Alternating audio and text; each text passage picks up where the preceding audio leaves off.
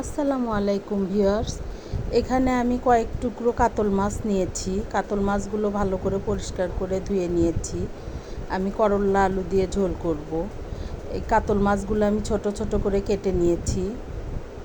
কেটে নেওয়ার পরে আমি হলুদ, লবণ, মরিচের গুঁড়া দিয়ে মেখে রেখেছি। আর এই যে করল্লাগুলো আমি একটু মোটা করে চাকা করে কেটে নিয়েছি। আলু কেটে নিয়েছি, এগুলোও আমি হলুদ লবণ দিয়ে একটু মেখে নিলাম। নিয়ে আমি ফ্রাই প্যানে তেল দিয়ে করল্লাগুলো আমি ভেজে নিব আগে। খুব বেশি কালচে লাল করব না, একটু সবুজ ভাব রেখেই আমি একটু ভেজে উঠিয়ে নিব। ওই তেলেই আমি আলুগুলোও ভেজে নিচ্ছি। আলুগুলো আমার হাগড়াই আলুগুলো মোটা মোটা করে চাকা করে নিয়েছি।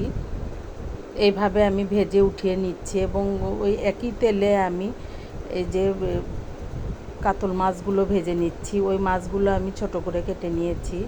সুন্দর করে ভেজে উঠিয়ে নেওয়ার পরে ওই ফ্রাই প্যানেই আমি তেল ছিল, ওই তেলেই হাফ কাপ পেঁয়াজ দিয়ে দিলাম, পেঁয়াজ কুচি দিয়ে আমি পেঁয়াজটা একটু বাদামি হয়ে আসলে এরকম আমি আস্তে আস্তে ভেজে নিব। বাদামি হয়ে আসলে এখানে আমি আদা, রসুন, জিরা বাটা, মরিচের গুঁড়া, হলুদের গুঁড়া, লবণ দিয়ে আমি ভালো করে কষিয়ে নিব অনেকক্ষণ যাবত।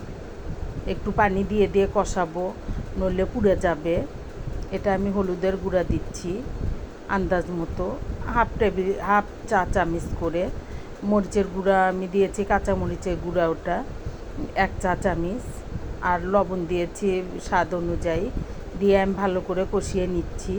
কষানো হয়ে গিয়েছে আমার, আমি অনেকবার পানি দিয়ে দিয়ে কষিয়ে নিয়েছি এবং এখন আমি ভেজে রাখা আলু এবং করল্লাগুলো এর ভিতর অ্যাড করলাম।